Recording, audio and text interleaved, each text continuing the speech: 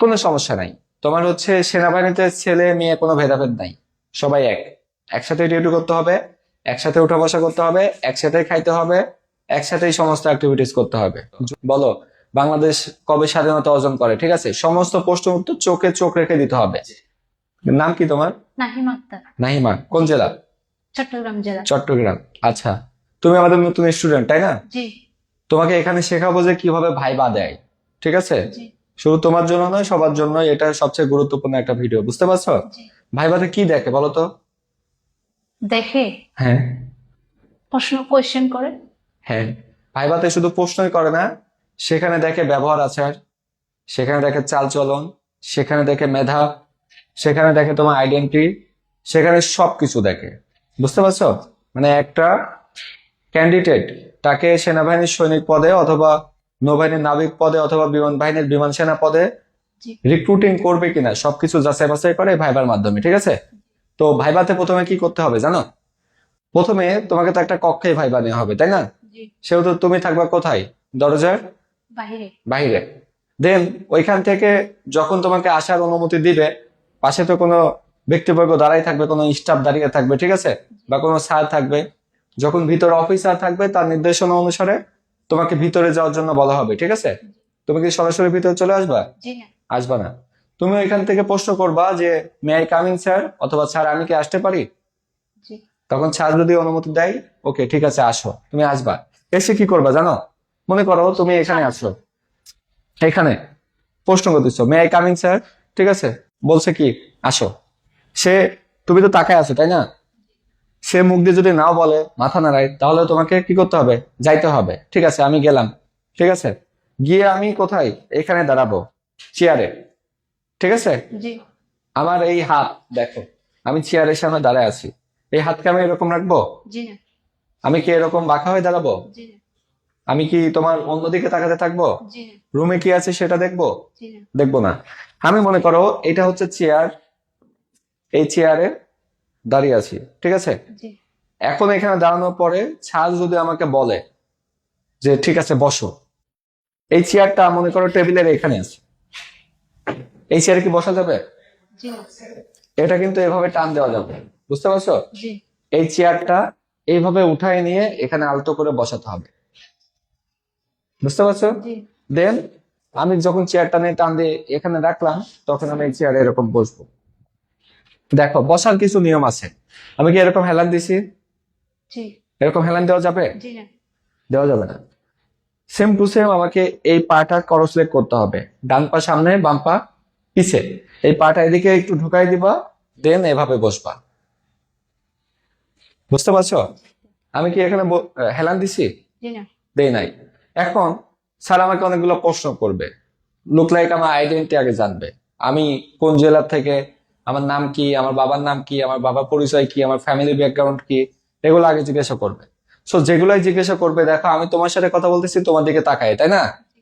ডিফেন্সের চাকরির জন্য সবচেয়ে বাধা সেটা হচ্ছে কাটা দাগ। দেখা যায় অপারেশন করে বিভিন্ন অংশে সেলাই করতে হয় বা অ্যাক্সিডেন্টে কেটে যায়, অথবা অনেক ছেলে এবং মেয়ে ভুলবশত ব্লেডে হাত কেটে ফেলে। তো এই সমস্ত সমস্যার জন্য কিন্তু চাকরি হয় না। এছাড়া কাটা দাগ শরীরে থাকলে বিভিন্ন জায়গায় খারাপ দেখা যায়, সেটা শরীরের উপরে একটা ইফেক্ট পড়ে। সেই সমস্ত কাটা দাগ রিমুভ করার জন্য অনেকেই সাজেশন চায়, ভাইয়া কিভাবে কাটা দাগ রিমুভ করা যায়। দেখা যায় তারা লেজার ট্রিটমেন্ট করে, সার্জারি করে, কাটা দাগ রিমুভ হয় না, বা বাজারে অন্যান্য ক্রিম ইউজ করে, কাটা দাগ রিমুভ করতে পারে না। তো তাদের জন্য সবচেয়ে কার্যকরী হবে চাইনিজ অ্যাডভান্স স্কার জেল। এই অরিজিনাল জেলটি ব্যবহার করলে যে কোনো মাত্রায় কাটা দাগ 2 থেকে 2.5 মাসের ভিতরে একেবারে রিমুভ হয়ে যাবে। সেহেতু যে সমস্ত ছেলে এবং মেয়েদের কাটা দাগ আছে, তাদের কাটা দাগ রিমুভ করার জন্য এখনই এই চাইনিজ অ্যাডভান্স স্কার জেলটি ব্যবহার করতে হবে। নিয়মিত ব্যবহারে কাটা দাগ রিমুভ হয়ে যাবে। আর এই অরিজিনাল জেলটির দাম 1500 টাকা। বাজারে কিন্তু ম্যানুফ্যাকচারিং করা অথবা বাজারজাত করা, প্যাকেটিং করা এরকম অনেক পণ্য আছে যেগুলো দিয়ে আসলে কোনো কার্যকরী হয় না। সো শুধুমাত্র এই অরিজিনাল পণ্যটি সংগ্রহ করতে ভিজিট করতে হবে আমাদের ফেসবুক পেজ ডিফেন্স 24 বিডি, অথবা স্ক্রিনে দেওয়া নাম্বারে সরাসরি আমাদের কাস্টমার সাপোর্টের সাথে যোগাযোগ করে সারা দেশের যে কোনো প্রান্তে ঘরে বসে ক্যাশ অন ডেলিভারিতে এই অ্যাডভান্স স্কার জেলটি কাটা দাগের জন্য সংগ্রহ করতে পারবেন। ধন্যবাদ। এদিকে সেদিকে তাকানো যাবে না, যাবে? জি না। যাবে না। তোমার হচ্ছে স্ট্রেট টু ফেস চারিদিকে তাকায় থাকতে হবে, চারের চেহারা যেমন হোক সেটা ডাজেন্ট ম্যাটার। ঠিক আছে, তুমি সৈনিক হবা মানে তুমি যোদ্ধা, তোমার সেই সাহস আছে। সো আমি এখন কিন্তু তাকায় আছি, হ্যাঁ, জি তাকাই আছি। আমাকে প্রশ্ন করতেছে, বলো ঢাকার পূর্ব নাম কি, বলো জাতিসংঘের সদর দপ্তর কোথায় অবস্থিত, বলো বাংলাদেশ কবে স্বাধীনতা অর্জন করে। ঠিক আছে, সমস্ত প্রশ্ন উত্তর চোখে চোখ রেখে দিতে হবে। আমাকে একটা প্রশ্ন করছে, সেই প্রশ্ন উত্তর আমি এদিকে তাকাচ্ছি, এটা করা যাবে না, যাবে? জি না কোনোভাবেই করা যাবে না। সো আমি এভাবে তাকায় আছি, আমার সমস্ত প্রশ্নের উত্তর দেওয়া শেষ। সবাইকে একটা প্রশ্ন করবে, তুমি কেন বাংলাদেশ সেনাবাহিনীতে অংশগ্রহণ করতে চাও, কেন অংশগ্রহণ করতে চাও? স্যার আমার ছোটবেলার থেকেই স্বপ্ন, জি তাই না? এবং বাংলাদেশ সেনাবাহিনীতে অংশগ্রহণ করলে গর্বিতভাবে চাকরি জীবন সম্পন্ন করা যায়। এবং আমার বাবা মায়েরও স্বপ্ন আমি যেন বাংলাদেশ সেনাবাহিনীর সৈনিক হতে পারি, পাশাপাশি আমার পরিবারের হাল ধরতে পারি। ঠিক আছে, এইটা। দেন যখন বলবে ঠিক আছে তুমি আসো, তখন চেয়ার থেকে উঠে দাঁড়াবা, ঠিক আছে, জি সালাম দিবা, আসসালামু আলাইকুম স্যার, তখন তুমি আবার আলতো করে হেঁটে চলে যাবা। কি শিখলা? ভদ্রতা।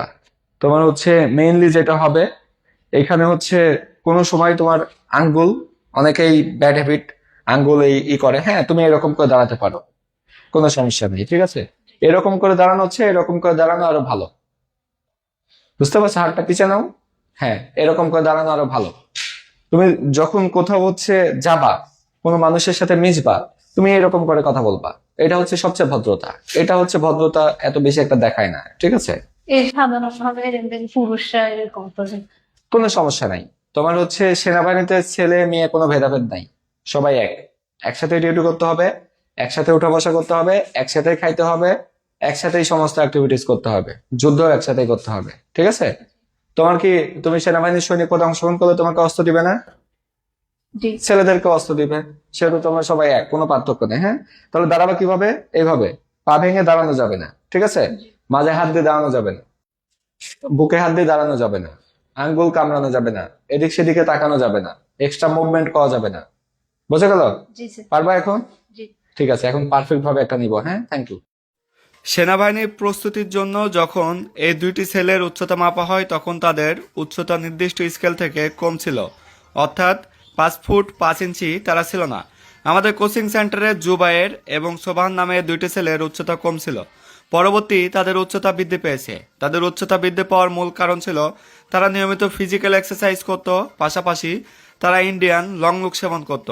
এই দুইটা থিওরি যখন ওদের উপর প্রয়োগ করা হয়েছিল তখন দ্রুত তাদের উচ্চতা বৃদ্ধি পেয়েছিল। 1 মাসের ভিতরেই তাদের উচ্চতা নির্দিষ্ট স্কেলে চলে এসেছিল। সেহেতু যারা বলে যে উচ্চতা বাড়ানো সম্ভব না, তাদের জন্য এটা একটি ভুল ধারণা। চাইলে আমাদের কোচিং সেন্টারে এসে বাস্তব প্রমাণ দেখে যেতে পারে। উচ্চতা বৃদ্ধির জন্য অবশ্যই মেডিসিন এবং ফিজিক্যাল এক্সারসাইজ করলে তাদের উচ্চতা 100% বৃদ্ধি পাবে। সো যারা এই মেডিসিনটি সংগ্রহ করতে চায়, স্ক্রিনে দেওয়া নাম্বারে যোগাযোগ করে সংগ্রহ করতে পারবে। ধন্যবাদ।